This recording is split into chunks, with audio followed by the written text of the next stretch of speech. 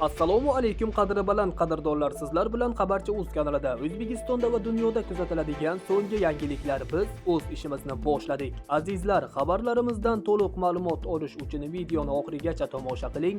Video ostida bir dona like tugmasini bosib, keyingi videolarimizni o'tkazib yubormaslik uchun albatta kanalimizga obuna bo'ling. Bugungi dasturimizda o'zbekistonliklar uchun ajoyib yangilik e'lon qilindi. O'zbekistonda o'rtacha oylik ish haqi oshirildi. Shular haqida batafsil videoda xabardor bo'ling. O'zbekistonda o'rtacha oylik ish haqi oshdi. 2026-yil 1-chorragida O'zbekiston hududida o'rtacha oylik ish haqi 6.820.000 so'mni tashkil etdi. Bu haqida Milliy statistika qo'mitasi hisobotida keltirildi.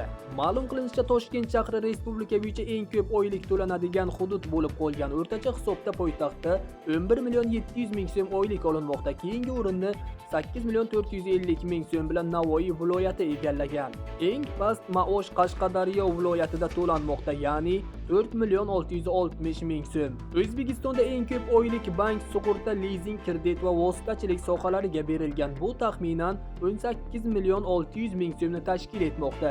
O'zbekistonda eng kam oylik ish haqi qishloq, o'rmon va baliq xo'jaligi sohasiga to'langan. U 3.500.000 so'mni tashkil etmoqda. Shu bilan birga sog'liqni saqlash va ijtimoiy xizmatlar xodimlari 4.110.000 so'm, ta'lim vakillari 4.610.000 so'm oylik olgan. Eslatib o'tamiz, avvalroq 2025-yil yakuniga ko'ra O'zbekistonda o'rtacha oylik maosh 6.376.000 so'mni tashkil qilgandi. Sizlarga yetkazmoqchi bo'lgan ma'lumotlarimiz shulardan iborat edi. Xayr, salomat bo'ling.